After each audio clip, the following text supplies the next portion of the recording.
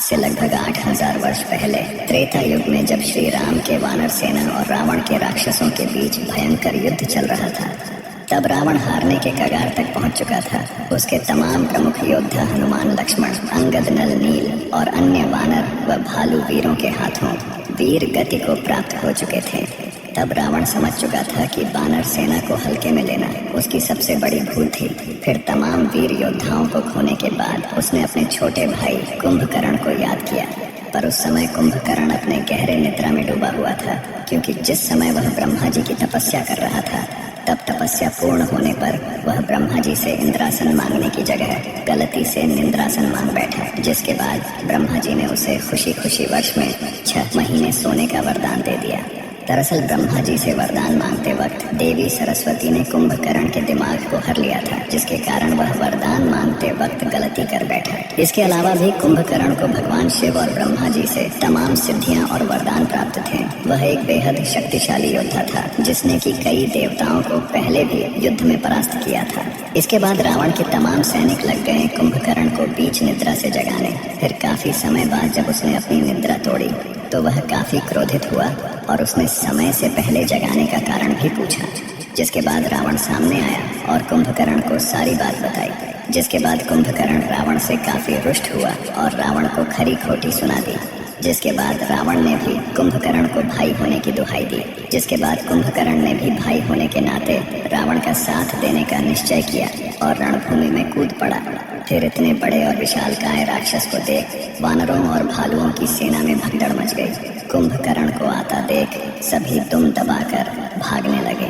फिर वानर सेनापति अंगद ने वानर और भालू सेना को काफी तंज कसा और उन्हें रणभूमि से पीठ दिखाकर न भागने की सलाह दे दी। जिसके बाद वानर व भालू सेना में काफी उत्साह भर गया और वे कुंभकर्ण के सामने युद्ध के लिए खड़े हो गए। फिर कुंभकर्ण रणभूमि में आते आते ही वानरों और भालुओं को अपने पैरों तले रौंदना शुरू कर दिया। उन्हें बुरी तरह से मारने लगा। कितनों को उसने अपने हाथों से मसल कर रख दिया और कितनों को तो उसने अपने दांतों तले चबा लिया। फिर यह देख वानरों के राजा सुग्रीव समेत अंगद और तमाम प्रमुख वानर सैनिक जैसे नल, नील, मैदा, द्विविद इत्यादि कुंभकर्ण पे टूट पड़े, पर कुंभकर्ण को कुछ खास क्षति न पहुंचा सके। कुंभकर्ण ने उन्हें एक ही झटके में काफी दूर फेंक दिया। इसके बाद कुंभकर्ण वानर और भालुओं की सेना पे हंसने लगा और उन्हें कायर बताना शुरू कर दिया।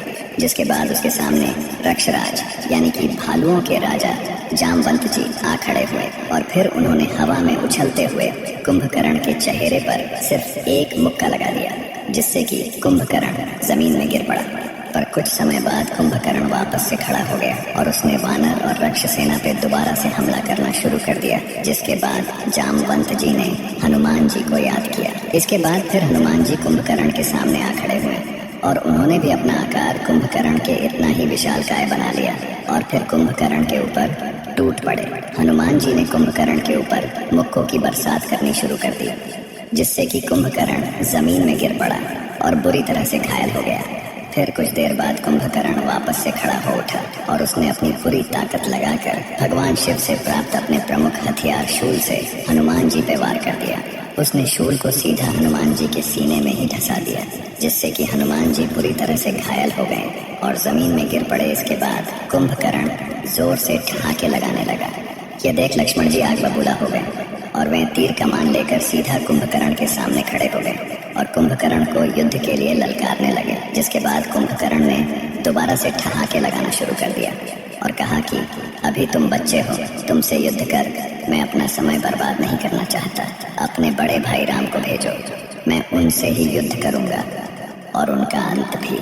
इतना सुनकर लक्ष्मण जी क्रोधित हो उठे और उन्होंने कुंभकर्ण पे तीरों की बरसात कर दी, लेकिन इन तीरों का कुंभकर्ण पे कोई असर न हुआ और फिर कुंभकर्ण जोरों से ठहाके लगाने लगा और लक्ष्मण सहित श्री राम का भी परिहास करने लगा।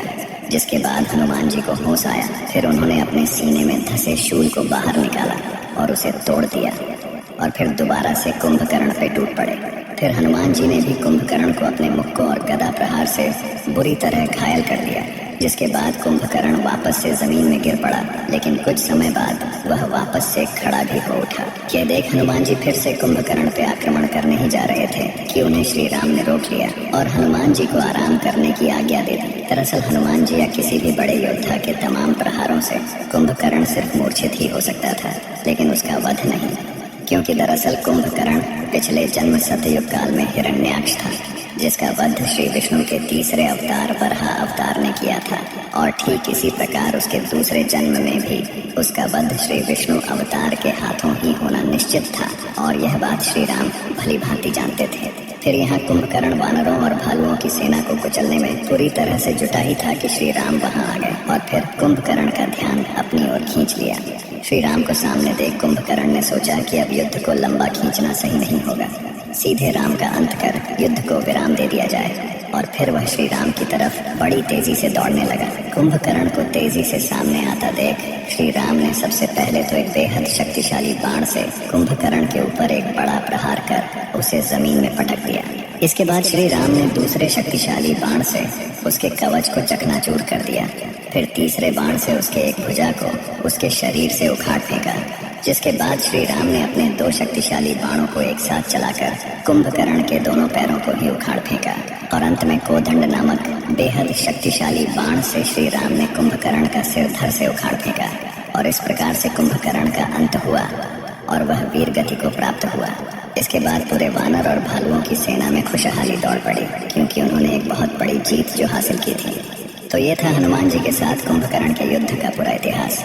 तो वीडियो अच्छी लगी हो तो एक लाइक जरूर करें और साथ ही चैनल को सब्सक्राइब करें। जय श्री राम, जय हनुमान।